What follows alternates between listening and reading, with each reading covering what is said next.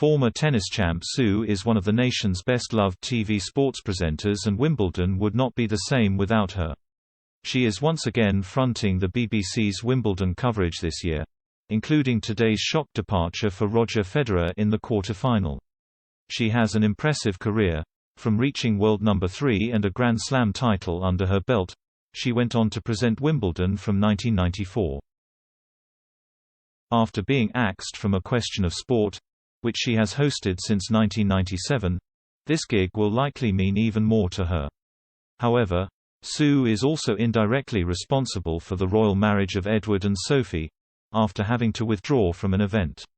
Sue was set to meet the Queen's youngest child for a photocall in aid of the Prince Edward Challenge back in 1993, but Sky Sports opposed Sue's appearance to promote another brand. With less than 24 hours to go, the PR firm did not have enough time to find another famous face for the event. Instead, they persuaded one of their employees to stand in for her, and that was Sophie Rhys-Jones.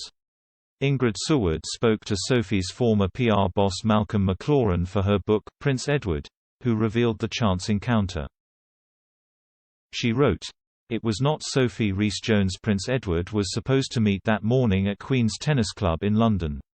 Britain's former number 1 player, Sue Barker, was booked to appear with Edward at a photocall being held in aid of the Prince Edward Challenge, which was raising money for local charities around Britain."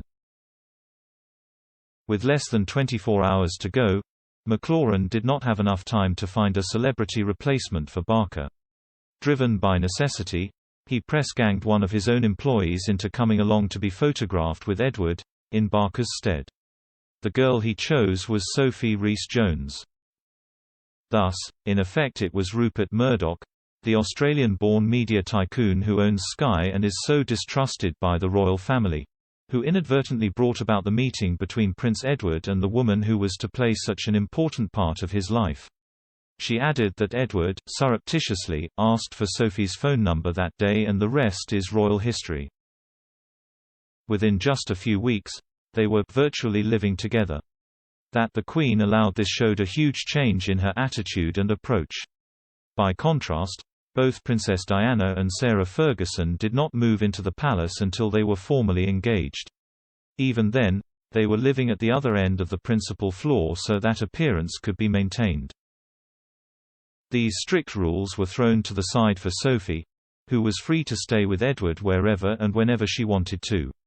According to Ms. Seward, both Diana and Sarah, affectionately known as Fergie, resented Sophie's gentle introduction to royal life. Both of them had only discovered what it would really entail after they were engaged and had no choice but to continue along that course. They reportedly complained with more than an edge of resentment in their voices, that they had not received the same help when they struggled to get to terms with their new situation.